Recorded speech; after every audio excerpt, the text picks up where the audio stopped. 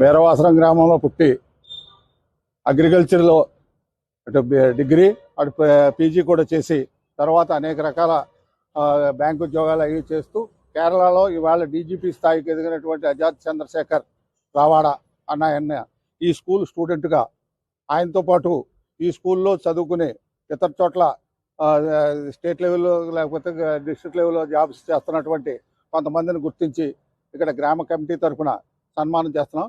కేరళలో ఇవాళ డీజీపీగా పనిచేస్తున్న వ్యక్తి ఇండియన్ పోలీస్ సర్వీస్లో అటు ఢిల్లీ స్థాయి నుంచి అనేక చోట్ల ఈ రాష్ట్రంలో కూడా అనేక సేవలు చేసి ఇవాళ కేరళ డీజీపీగా వ్యక్తి సెలెక్ట్ అయినందున గ్రామానికి గర్వకారణంగా తలిచి గ్రామాంతరం అందరూ కలిపి ఏకమై రేపు 15వ తారీఖున వీరవాసరం తను చదువుకున్నటువంటి హై స్కూల్ గ్రౌండ్లో కార్యక్రమం చేసి పౌర సన్మాన కార్యక్రమం నిర్వహించాం కనుక దానికి గ్రామస్తులు ఆయనతో పాటు ఆయనతో చదువుకున్న వాళ్ళు ఇతర సన్మాన గ్రహీతలతో చదువుకున్నటువంటి ఆ యొక్క క్లాస్మేట్స్ గ్రామ పెద్దలు పురజనులు అందరూ కూడా విజయవంతం చేయడానికి నిర్ణయించుకుని ఈ కార్యక్రమం తలపెట్టాం.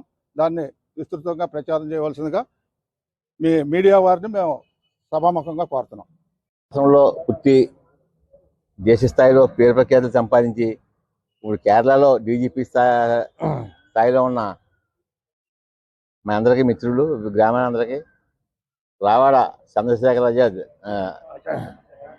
ఆయనకి 15వ తేదీన పౌర సన్మానం చేయాలని నిర్ణయించాం.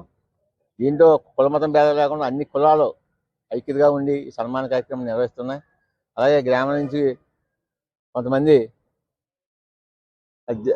సివిల్ జడ్జి గోపాలకృష్ణ గారు కానీ అది మద్దాల సత్యపద్మ డిప్యూటీ కలెక్టర్ ఆవిడని, అలాగే పీత సుజాత ఎక్స్ మినిస్టర్ ఆల్రెడీ ఇప్పుడు ఉమెన్ ఫైనాన్స్ కార్పొరేషన్ చైర్మన్ చేస్తుంది ఆవిడకి, ఇంకా చాలామంది ఉన్నారు. మాకు అందుబాటులో ఉన్న వాళ్ళని ఆహ్వానించి కాకేయడం జరిగింది.